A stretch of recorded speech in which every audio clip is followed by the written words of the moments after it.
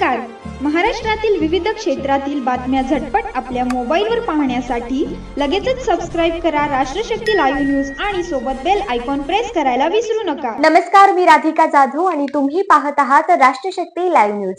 शिक्षणासाठी घरापासून दूर आलेल्या एका निरागस विद्यार्थ्याच्या मृत्यूने संपूर्ण परिसर ढवळून निघाला आहे.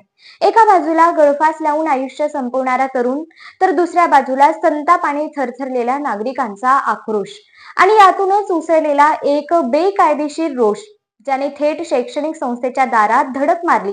ही गोष्ट आहे एका विद्यार्थ्याची, 12वी मध्ये शिकणाऱ्या एका तरुणाची, ज्याचं आयुष्य अजून सुरू व्हायचं होतं, पण तो गेला. मंगळवारी सकाळी हा विद्यार्थी हॉस्टेलच्या खोलीत गळफास घेतलेल्या अवस्थेत आढळला. त्याच्या आत्महत्येमागचं कारण अद्याप स्पष्ट झालेलं नाही, पण त्या घटनेनं समाज मन हादरवले. सायंकाळी 6:30 वाजेच्या सुमारास हा शोक संतापात बदलला. शेकडो तरुण, नागरिक, स्थानिक जमावाने शिक्षण संस्थेजवळ धडक दिली. ते रोष व्यक्त करत होते, पण त्यात बेकायदेशीरतेची ठिणगी पडली. लक्ष शिक्षण संस्था ठरली. दगडफेक झाली. डिजिटल बोर्ड फाडले गेले. कुंड्या फोडल्या गेल्या. 40,000 रुपयांचं नुकसान झालं. या सगळ्या घटनेत विशेष बाब म्हणजे जमावात राजकीय घराण्याशी संबंधित काही युवकही असल्याची माहिती समोर आली आहे. पोलिसांनी दिलेल्या माहितीनुसार एक माजी आमदार यांचा सुपुत्रही या जमावात सामील होता.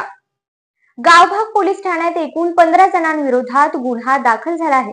त्यात राहुल आवळे, आर्यन लोखंडे, पवन तडाखे, इंद्रजित घोरपडे, जमीन मोमीन अशा युवकांची नावे आहेत. पोलिसांनी परिस्थिती नियंत्रणात आणली असली तरी नागरिकांच्या मनात अजूनही संभ्रम आणि संताप आहे. फॉरेन्सिक पथक घटनास्थळी दाखल झालं असून काही महत्त्वाचे नमुनेही गोळा करण्यात आले आहेत. CPR रुग्णालयात इन कॅमेरा पद्धतीनं शवविच्छेदन करण्यात आलं. अहवालात गळफास लावून मृत्यू झाल्याचं स्पष्ट झालं आहे. तणावाचं वातावरण अजूनही कायम आहे.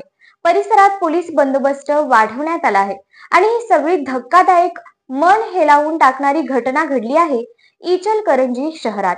मी राधिका जाधव. पाहत रहा राष्ट्रशक्ती लाईव्ह न्यूज.